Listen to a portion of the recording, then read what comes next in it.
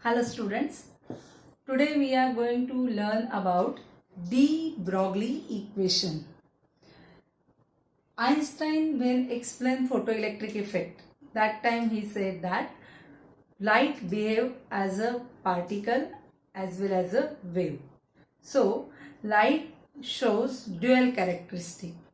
Same like that in 1924, de Broglie also suggested that all material particles in motion possess wave characteristics, right? Means here the particles of matter, they also possess dual nature.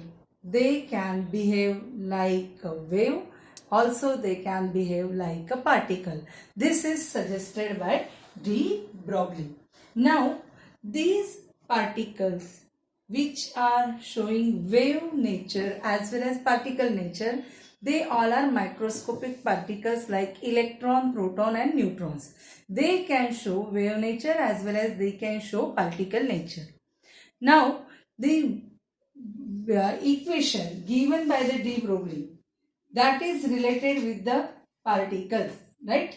So if we consider a particle having mass m and velocity v, then the wavelength associated with this particle will be given by the equation h upon m into v, where h is the Planck's constant.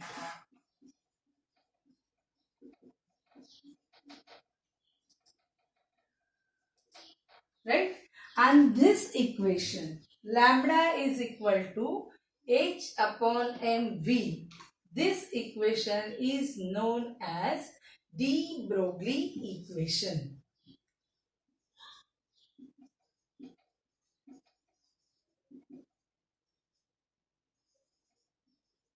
Right? Now, m into v, that is mass into velocity, is equal to momentum, that you already know. Right? So, I am going to replace this m into v with the value of momentum, that is p. So, lambda is equal to h upon p. In this way, I have converted the equation. So, where p is equal to m into v. Now, this relation, lambda is equal to h upon p, is known as de Broglie relation. This known as de Broglie relation. So, according to de Broglie, that all material particles in motion possess wave characteristics. So, we can calculate the value of wavelength associated with those waves. That is equal to h upon mv. So, when a particle is having mass m and velocity v, and the wavelength associated with that particle will be given by h upon mv, where h is the Planck's constant. This is known as de Broglie equation.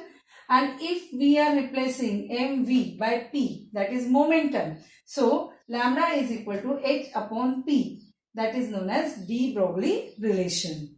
Here it suggests that the wavelength of the material particle will be inversely proportional to the momentum. So we can write here lambda is inversely proportional to the momentum of the particle. This is de Broglie relation. Now here the particle characteristics and the wave characteristics of microscopic particles are important. This de Broglie equation is applicable for microscopic particle in a more perfect way as compared to the large bodies. If we consider electron, then electron possess wave nature as well as electron possess particle nature.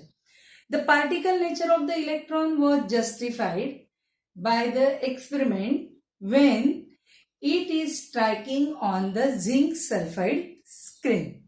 This zinc sulfide is a phosphorescent material. So, when the electron striking on zinc sulfide screen, it produces spot of light. This spot of light is known as scintillation.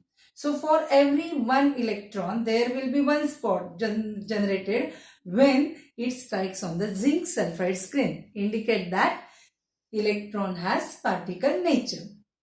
And the wave nature of electron was confirmed by Davison-Germer experiment.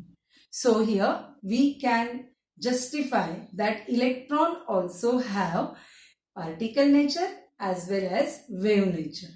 And this was the suggestion of de Broglie, right? So here the de Broglie given us the idea that the particles of material or particles of matter also have dual characteristic, and the waves associated with the particles of matter when moving in a motion, that waves are known as matter waves, right? So these wavelengths we can measure, but the wavelength measured for the microscopic particles like electron, proton and neutron are having the wavelengths in the range of the wavelengths of electromagnetic radiations. But when you are measuring the wavelengths associated with the larger bodies, then they are having very small value. Their range is very short, which cannot be in the range of electromagnetic radiations wavelength. Everyone is clear with the concept of de Broglie equation? Thank you and subscribe my channel.